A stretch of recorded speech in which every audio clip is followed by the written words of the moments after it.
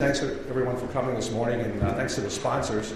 To be here on the 40th anniversary of Earth Day. If you guys read the paper today, it was a nice article in the Washington Post about the genesis of Earth Day 40 years ago. And I was asked to take 15 minutes to talk about the vision of green IT. How can it help with the greening of our planet? So I'm sort of the warm-up act.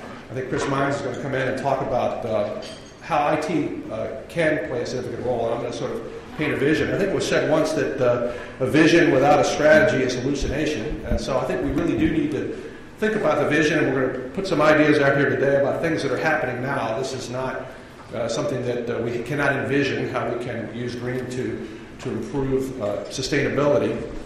But the key is execution and leadership. I think Chris is going to speak about that.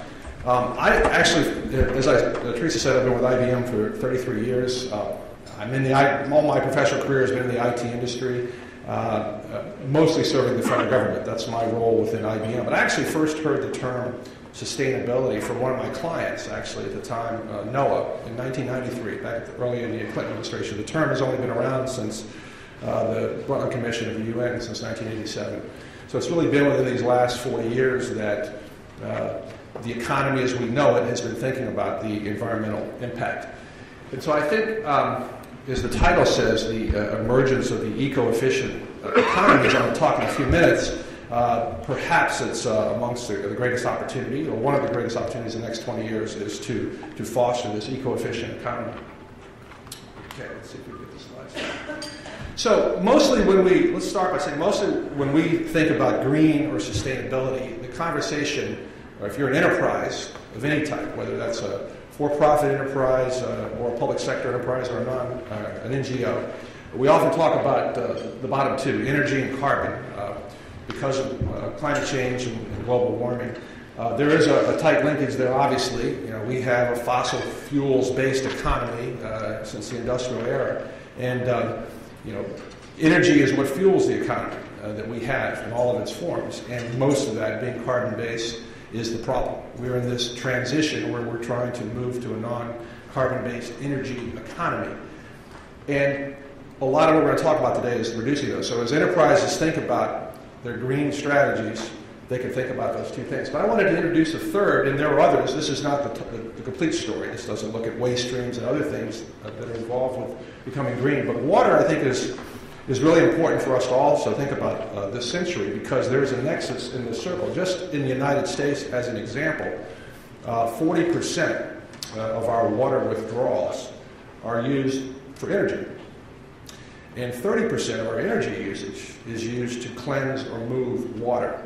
And unlike those two, which we're talking about energy and carbon substitutes, Aman Iman, water is life, there is no substitute for water. And today, 25% of the world's population does not have access to adequate drinking water or a distribution system for that. And at current growth rates, and left unchecked, that will rise to nearly 60% of the population by 2025.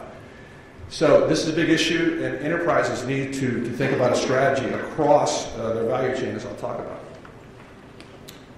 So way back 28 months ago, in December of 2007, Gartner released a report, one of the very first ones around green IT, this concept of green IT. And there was kind of a good news and a bad news for our industry. In Europe, they refer to it as ICT, Information and Communications Technology. Here it's IT, but I like the ICT because it includes communication, which is, with the digitization, really the industry is sort of merging in many ways. But the bad news is that as an industry, IT is a voracious user, has a voracious appetite for energy, that equation we saw earlier, and it's growing. It's doubling every 4 or 5 years. And so we're now, as an industry, our footprint on energy and carbon, as this report indicated at that time, was 2-3% as big as the transportation industry, and it's growing.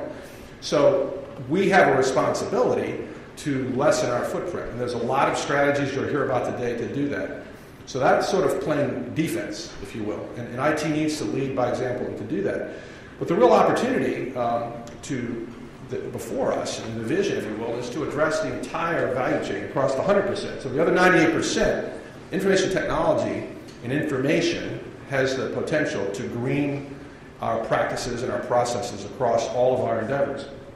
Tom Friedman, before he wrote his book, actually wrote an article.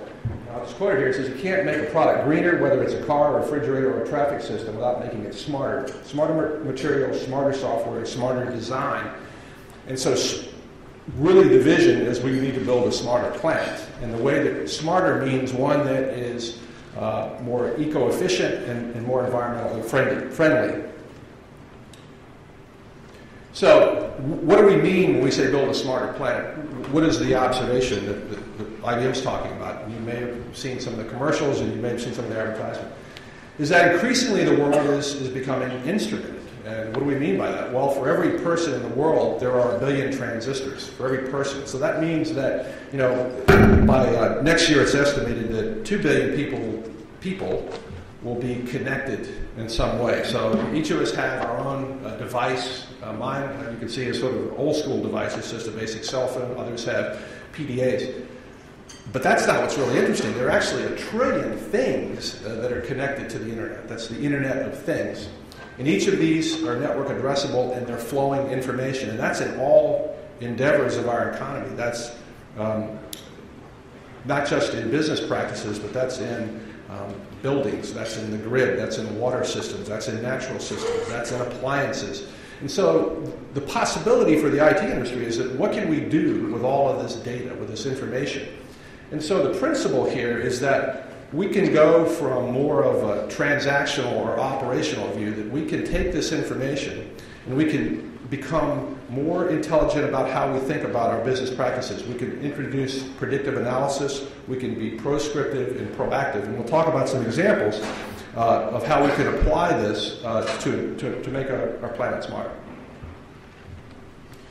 So about 2 years ago, the Climate Group and the Global E-Sustainability Initiative published a report which actually began laying out a vision of how the ICT industry can build a smarter planet, if you will.